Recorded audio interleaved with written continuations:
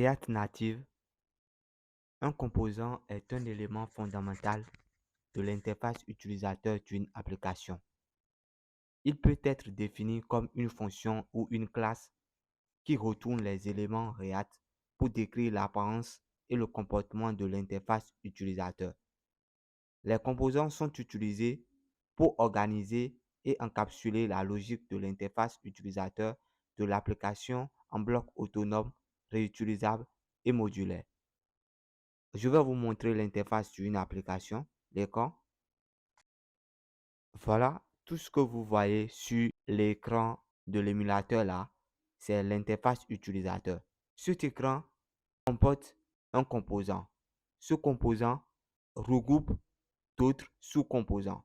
Nous allons voir les sous-composants de cet écran. Je vais donc cliquer sur certains éléments pour les faire disparaître. Les éléments qui vont disparaître sont des composants que j'ai créés. Remarquez qu'il y a un test en haut, formation en React Native, et puis il y a l'image d'une personne là. Je vais faire disparaître cet ensemble. Ce qui vient de disparaître, c'est un composant. Je vais faire apparaître à nouveau ce composant. Voilà, vous le voyez à nouveau. Je clique pour le faire disparaître. Le design qui se trouve juste en bas du composant qui vient de disparaître est également un composant. Je vais cliquer dessus pour le faire disparaître. Nous voyons également des inputs email et password. Je vais les faire disparaître avec le bouton se connecter. Cet ensemble-là constitue un composant que j'ai également créé. Je viens de faire disparaître. Donc, vous voyez, je suis en train de faire disparaître des composants. Les composants, c'est vous-même qui les créez. Ce sont des sous-ensembles de ce que nous voyons à l'écran. Cela vous permet de connaître les éléments présents sur votre écran. Nous avons juste en bas là, mot de passe oublié et puis les logos de Google et puis Facebook. Il y a un test là. Je vais faire disparaître cet élément aussi. Voilà. Il n'y a plus rien sur l'interface utilisateur. Mais nous remarquons que l'écran est blanc. Cet écran blanc représente le composant parent. Ce composant parent regroupe tous les éléments que je viens de cacher. Je vais à nouveau faire apparaître tous les éléments. Voilà, tous les éléments. Et qui sont encapsulés dans le composant parent. Les composants nous seront très utiles en React Native puisque ça va nous permettre d'organiser l'apparence et le comportement de nos divers écrans. Il existe deux types de composants, les composants parents et les composants fils. Les composants fils sont encore appelés des sous-composants. Nous allons donc créer notre premier composant. Pour cela, je vais toucher le fichier app.tsins qui est un fichier TypeScript. Je vous conseille de copier tout le code qui est à l'intérieur de ce fichier et de créer un nouveau fichier appelé app.tinst et vous collez le code à l'intérieur.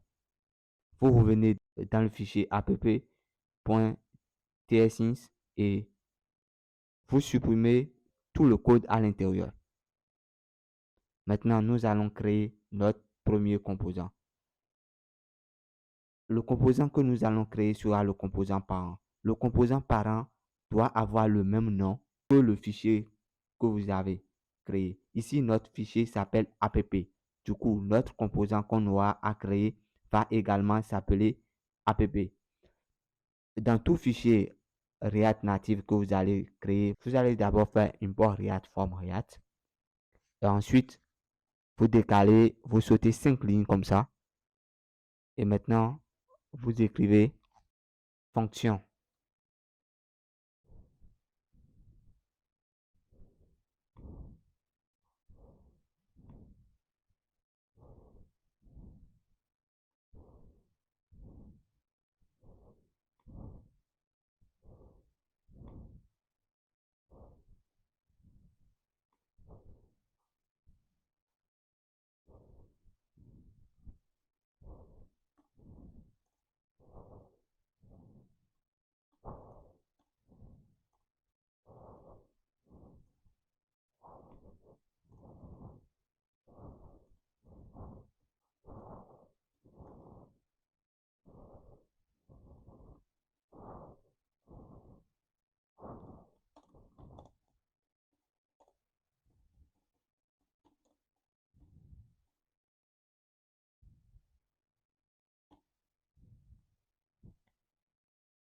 Là, je viens d'écrire le code du composant. Maintenant, je vais mettre une syntaxe à bas.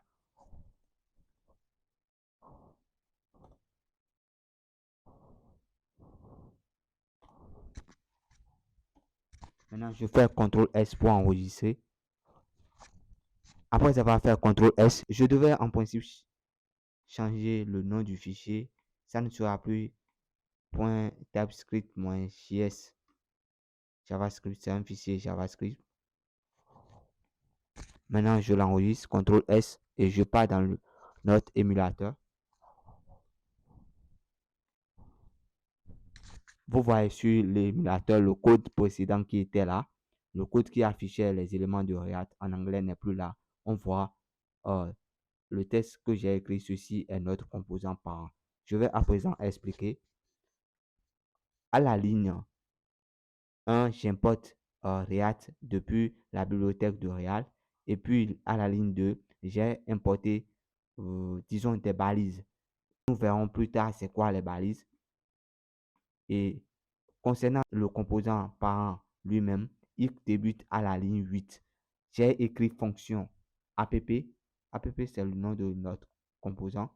Ensuite, j'ai mis une méthode rendu. Chaque composant fonction dispose d'une méthode rendu. La méthode rendu permet d'afficher quelque chose à l'écran. On utilise return et puis on met les composants à l'intérieur. Et à l'intérieur là, j'ai mis ceci est notre composant. Maintenant, notez qu'à la ligne 20, j'ai fait export default app. Export default parce que export default est important. Il faut toujours exporter le composant afin qu'il soit visible. Si je mets la ligne 20 en commentaire, on ne verra rien. Vous voyez, il n'y a rien. On reçoit une erreur. Donc, la ligne 20, elle est importante. Il faut toujours garder cette ligne. Maintenant, autre chose, je vais réécrire autrement ce composant.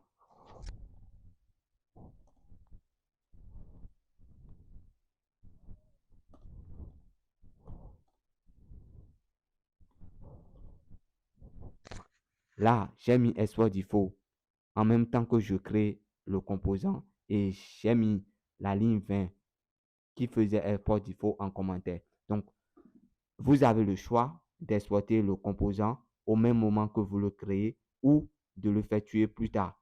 Je vous conseille spécialement de le faire tuer au même moment que vous créez le composant pour ne pas oublier. On a toujours le même résultat. Ça, c'est le composant parent. Les remarques à effectuer sont que le nom du fichier doit commencer par une lettre majuscule. Le nom du composant également commence par une lettre majuscule, vu que le composant parent doit avoir le même nom que le fichier. Ce sont des règles pour vous permettre de vous retrouver facilement. Et pour créer les composants, on a deux possibilités. La possibilité des fonctions et puis la possibilité des classes. Actuellement, très peu sont les développeurs qui créent encore les composants React en utilisant les classes. Moi, spécialement, je n'utilise pas les classes, j'utilise les fonctions. Et vous pouvez vous rendre sur le site de React pour pouvoir. Là, je suis.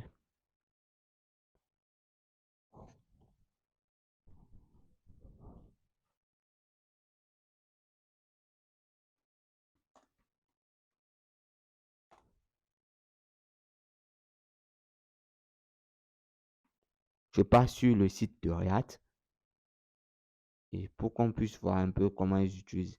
Voilà, ça c'est une manière de créer des composants en utilisant les classes. Vous pouvez vous rendre sur le site pour pouvoir plus lire, mais je trouve les composants fonctions plus faciles à manipuler que les composants classes.